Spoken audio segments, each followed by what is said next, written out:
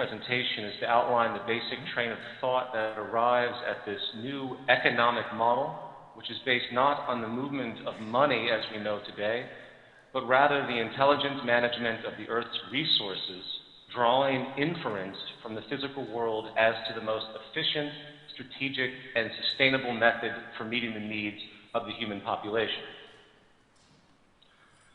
Today, we live in a world of growing unemployment, growing poverty, growing mental health disorders, drug abuse, resource depletion, overall environmental degradation, violence, war propensities, systemic global debt default, accelerating inflation, atmospheric destabilization, and many other social and ecological problems, too numerous, in fact, to name at this stage.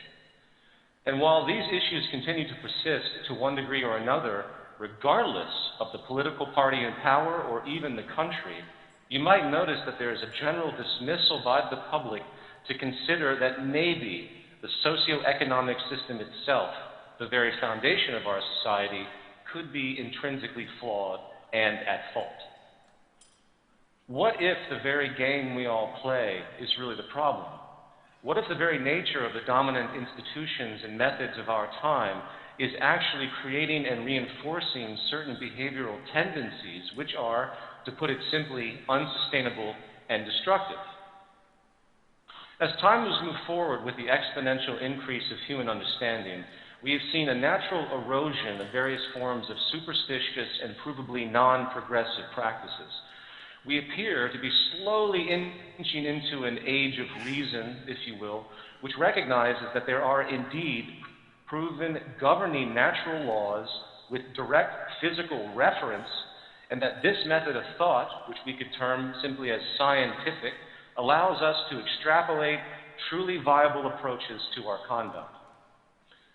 And while we see the obvious fruits of this method of thought and its vast applications in our day-to-day lives, there is, however, one area which stands virtually untouched by the scientific methodology: our social system. When it comes to the operation of society, we appear to be stuck in time, using antiquated, traditionalized practices which show clear signs of deficiency. In a world where one child unnecessarily dies every 5 seconds from poverty and deprivation, many look to government institutions for a resolution, failing to consider the reality that feeding and caring for the people of the world is not a political issue. It is a technical issue, resolvable by simple resource management and the intelligent and strategic application of technology. Similar to politics, we also have these things we call corporations, which are able to claim ownership of the precious, finite natural resources of this planet, many of which, of course, we all need to survive. And they utilize those resources for the betterment, really, of an isolated group through a self-interest-based system we, of course, call free market exchange. In fact, when it comes down to it, the message of this free market is quite clear. Either you submit to this game of differential advantage and self-interest, or you simply do not deserve the right to live. It appears you must earn your right to life on this planet, if you will, which, to a critical mind, reveals a clear bias to perpetuate one group or class over another. Yet this social offense really goes unchallenged in society, for it's structurally built in and elusive. And if we couple that issue with a monetary system based explicitly on debt, which, unannounced to most, mathematically guarantees that a subclass of the human population will always be deprived, we begin to see that we live in an advanced variation of feudalism and nothing more. For the record, please understand, it's technically impossible for everyone to have their needs met in the current system. The economic game simply isn't designed to allow everyone to live prosper. It is a win-lose system, regardless of the state of natural world and what we are able to produce and technically accomplish. So, brief points noted. I'd like to take a huge step back, putting aside everything we might have been taught about social constructs, and consider the following question. What are the immutable foundations of human health and prosperity, and construct a system which meets those needs for the entire human population, also understanding that we live, of course, on a finite planet, ensuring the sustainability of our habitat for future generations? To answer this question, we need to first consider the issue of human need or human necessity itself. Across the entire human species, there are basic evolutionarily programmed needs which virtually all human beings share. If we do not get proper nutrition, food, air, and water, we'll cease to exist over time, obviously. If we're exposed to substances which are chemically toxic to our biology, we will likely get very sick. If we suffer a serious vitamin deficiency as a child, there is a predictable detrimental outcome for personal health, such as stunted growth or immunity problems. But as the human sciences have progressed, we find that human needs do not stop at this basic, commonly observed level. Humans have been found to be, in fact, biopsychosocial organisms, meaning we are intrinsically affected by our environment symbiotically in many subtle and complex ways. For instance, if a mother in the late stages of pregnancy suffers extreme emotional stress, flooding her system with cortisol, a stress hormone, the nervous system of that unborn child could be predictably compromised in a negative way for the rest of his or her life, and nothing can be done to cease that problem. This goes for infancy and early childhood as well, critical developmental periods where the organism is literally being adapted to the perceived nature of the world they're entering, an impression which has been found to carry over for the entire life of that person in many ways as well. If that critical period is met with negative stress, suffering, and pain, it has been found, of course, that that child's development could evolve into predictable antisocial tendencies, including propensities for addictions and violence in later life. This is a very new science. The point here is that the physical, mental, and emotional health of a person can no longer be considered an isolated affair if our intent as a society is to produce psychologically and physically healthy human beings. The whole of society must be designed to meet our needs correctly. So, given this basic understanding, how would we go about logically designing a society that actually supports the human species outright, along with, of course, maintaining our environmental stability and sustainability? And this brings us to the concept of a resource-based economy.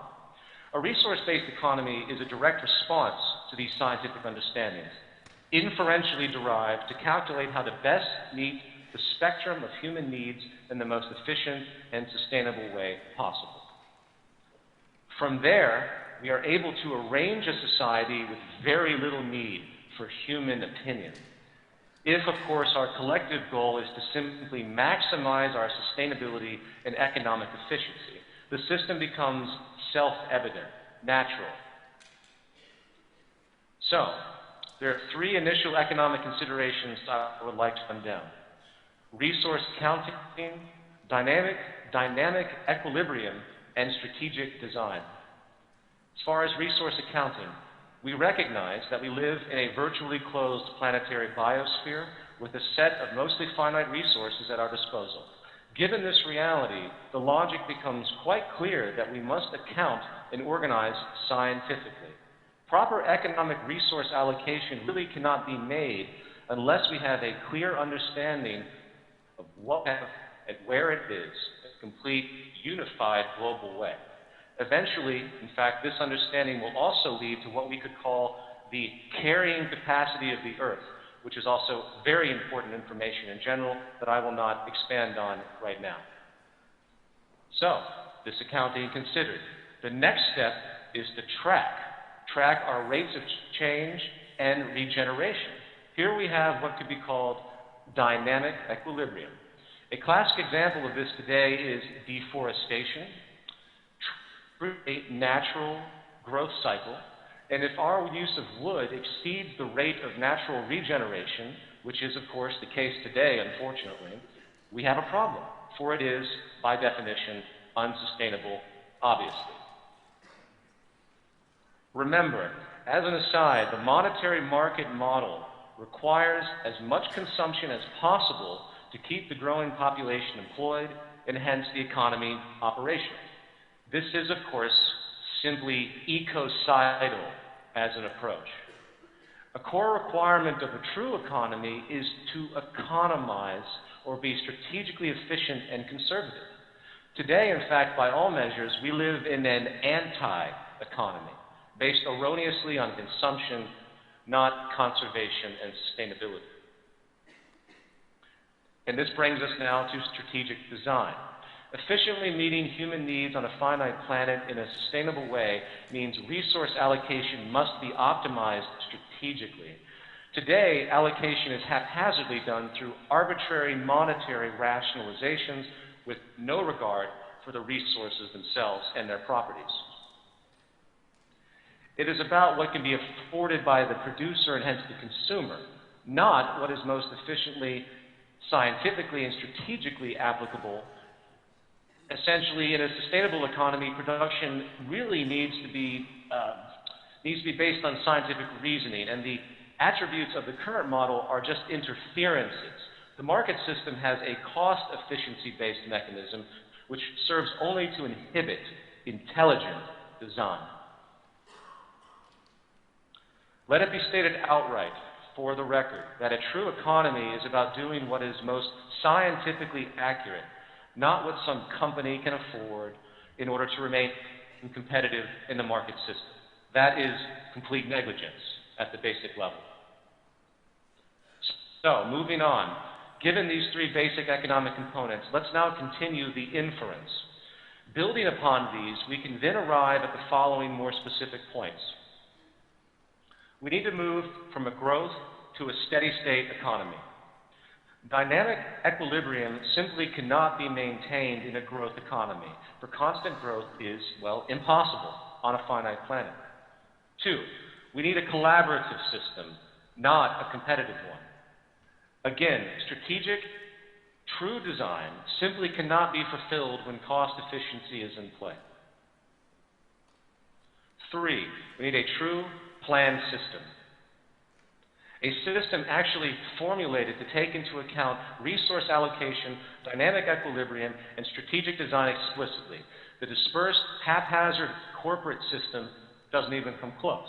And the lack of efficiency, waste, and imbalance is completely unacceptable. 4, automation is put before human labor in every level we can find.